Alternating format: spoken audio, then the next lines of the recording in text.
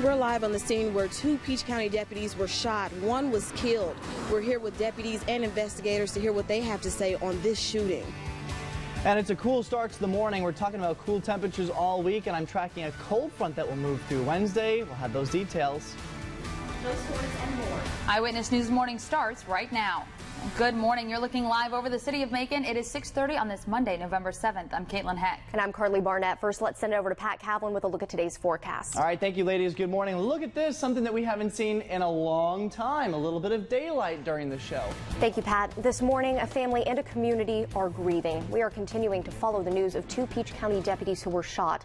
One has died and the other remains in critical condition. Our morning reporter Yvonne Thomas has been in Peach County all morning working to find out the latest on what happened. She joins us live right now. Yvonne? Earlier that Peach County deputies are still here on the scene. They're actually blocking off Hardison Road right now so that no one can come while investigators are investigating. But I did speak to a few deputies who told me that they just can't believe that this is real, that this has really happened to people that they know, to people that they work with, and they call them their brothers. They just say this is just such a surreal incident that's going on right now. And to give you a quick update, I did speak with the Peach County Coroner Kerry Rooks, who did say that Deputy Daryl Smallwood is listed in critical condition right now. There hasn't been any change in his condition. Now, Deputy Patrick Sondren did die from his injuries. Now, right now, deputies are still working the scene right here. If you take a live look behind me, you can see they're still collecting evidence, things of that nature.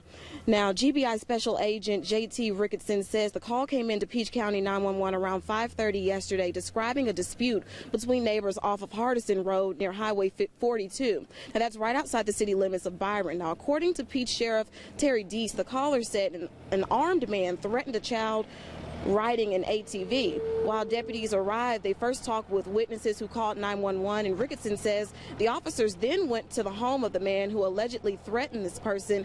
Ricketson says the man, identified as Ralph Stanley Elrod, opened fire on the officers as soon as they got out of their patrol cars. Now, we'll be sure to keep you updated as this story continues to develop throughout the morning and bring you all the updates that we can. For now, I'm going to send it back to you guys in the studio. All right, thank you, Yvonne. We will be checking back with her again in just a little bit. And as she mentioned, we will continue to follow the story all morning long and bring you the updates as we receive them. Right now, Deputy Daryl Smallwood remains in critical condition at the Medical Center Navicent Health. And we caught up with Sheriff Terry Deese last night to see how he's handling this situation. Law enforcement from surrounding cities and counties in central Georgia gathered at the Macon Hospital to show support for Peach County. Sheriff Deese says Deputy Patrick Sondren had been with Peach County for over 12 years and that Smallwood had only been with the department for about a year. And Deese says deputies had been to this residence before, but that no call is ever a routine call. And there is no such thing as a routine call. This is a prime example when you go out and you think it's something minor, that they've been out there before with these 2 neighbors in their feud, and then for some reason the guy decides tonight to start shooting. Deese says both deputies are great men and they serve the department proudly. Now he says they're just trying to figure out how this tragedy unfolded. We want to determine exactly what happened out there and get this behind us, give these families time to take care of their own. Now, as we said, we spoke with the Peach County coroner about an hour ago, who told us Deputy Smallwood is still in critical condition this morning. And many other agencies across the state are offering their support and condolences through social media. This is a post from Crisp County Sheriff's Office. Members of their team posted a picture as they gathered for prayer overnight in honor of the 2 Peach deputies who were shot.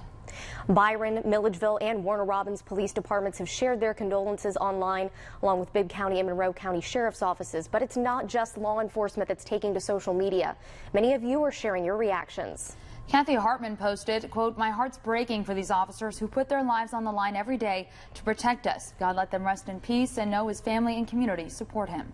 Beth Purvis posts praying for officers, families, fellow law enforcement, and first responders. Peach County has been shaken to the core, and a deep pain is in our hearts. May God grant comfort and strength to all. Now, if you want to offer your condolences, we welcome your comments. You can post them on our 13 WMAZ Facebook page. Deputy Patrick Sondren is the 3rd Central Georgia officer killed in the line of duty this year.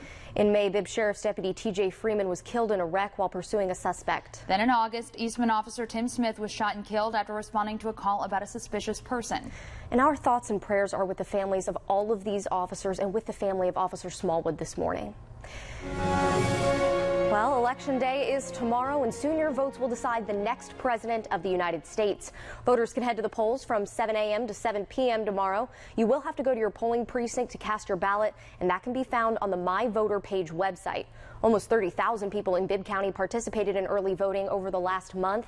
We will be live tomorrow to bring you the latest on all things Election Day 2016, beginning bright and early in the morning. You can catch all the election coverage right here with us on 13 WMAZ. Well, it is 6:36. Let's check in with Pat with a look at your forecast. Good morning, Pat. All right, good morning, Caitlin. Good morning, Carly. We are looking live at Doppelmax HD satellite and radar. A few clouds over Macon. Notice rain back off towards the west. We'll talk about if any of that is going to reach us for the middle and end of the week. That's all coming up in your full forecast after the break.